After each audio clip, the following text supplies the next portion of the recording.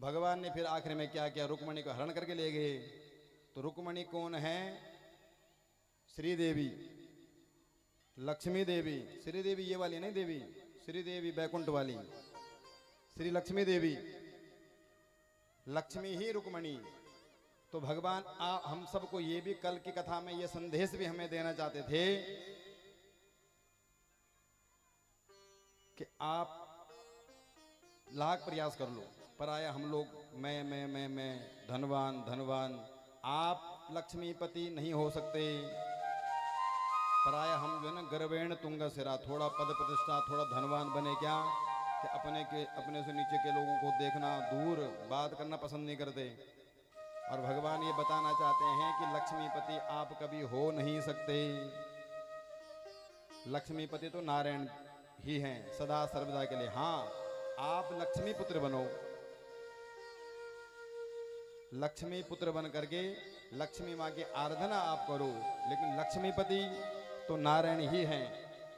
और ये भी संदेश कल देना चाहते हैं कि यदि आपने जो है इसी प्रकार से सत्संग में, यज्ञ में, दान, तीर्थ, संतों की सेवा में, भगवान नारायण के तो ना जाने कितने रूप हैं, दरिद्र नारायण भी हैं, संत मंडली भी हैं, ये भी भगवान के स्वरूप हैं, सत्संग पूजा आदि ये भी यज्ञ नारायण भी भगवान हैं। ये लक्ष्मी को जितना यहाँ अर्पण कर सको सीधे नारायण के पास पहुँचती है। तो जो हमारे पास बची हुई लक्ष्मी है वो सुचारू रूप से चल सकती हैं।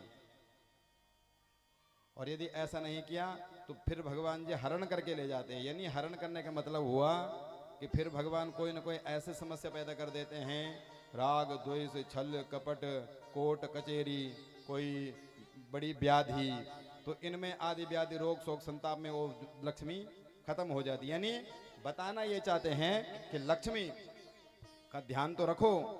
अब ये भी नहीं कहते कि हमको लक्ष्मी नहीं चाहिए, बिना लक्ष्मी के बिना धन के जीवन में चलना भी बड़ा मुश्किल है।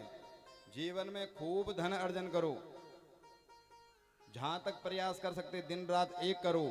कोई शास्त्र ये नहीं बोलता कि आप लक्ष्मी पीछे मत भागो, खूब कमाओ, लेकिन ये ध्यान रहे कि आ कैसा रहा है, ईमानदारी से है या कैसे। लक्ष्मी दो प्रकार से आती है, एक आती है गरुड़ वाहिनी, गरुड़ में बैठ करके भगवान विष्णु जी के साथ में पधार करके सुख शांति से घर में विराजमान रहती है। जब नारायण जी पति जी साथ में हो तो जाने की चिंता भी नहीं होती है, बैठी रहती है। और दूसरी आती है उलूक वाहिनी, राग द्वेष छल कपट लक्ष्मी की गण हैं, राग द्वेष छल कपट के साथ में उनको पहले भेज देती हैं और उल्लू पे सवार होकर के स्वयं आती है। ये दूसरी लक्ष्मी है। पहले लक्ष्मी नारायण जी के साथ में शुभ लाभ रिद्धि सिद्धि गणेश जी के साथ में पधारती है।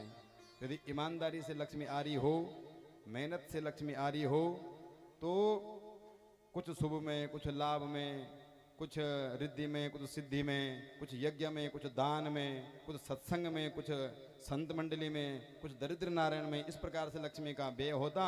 और वो लक्ष्मी फिर यश दे के भी जाती है। कहीं आप मंदिर में, कहीं आज संतों की सेवा में लगा रहे हो तो आपका यश कीर्ति का भी गायन कराती है। और दूसरी लक्ष्मी है जो आती तो बहुत हैं, परंतु फिर वो राग द्वेष आदि में लग करके सारी लक्ष्मी बर्बाद कर देती है, सारा धन बर्बाद।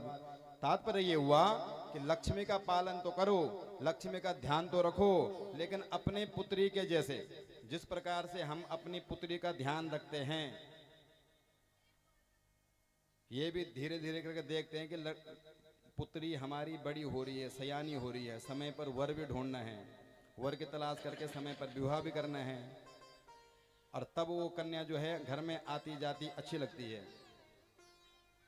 कन्या घर में बैठे रही, पुत्री यदि घर में रहे तो भी ठीक नहीं, और एक बार चली जाए दोबारा मायके आए ना तो भी ठीक नहीं। तो पुत्री का घर में आना जाना शुभ माना जाता। तो उसी प्रकार से लक्ष्मी भी, उसका ध्यान भी रखो, लेकिन जैसे जैसे बढ़ रही हो पुत्री के समान बड़ी हो रही हो तो ये भी ध्यान रखे लक्ष्मी नारायण की हैं, इनके सेवा में लगाना है।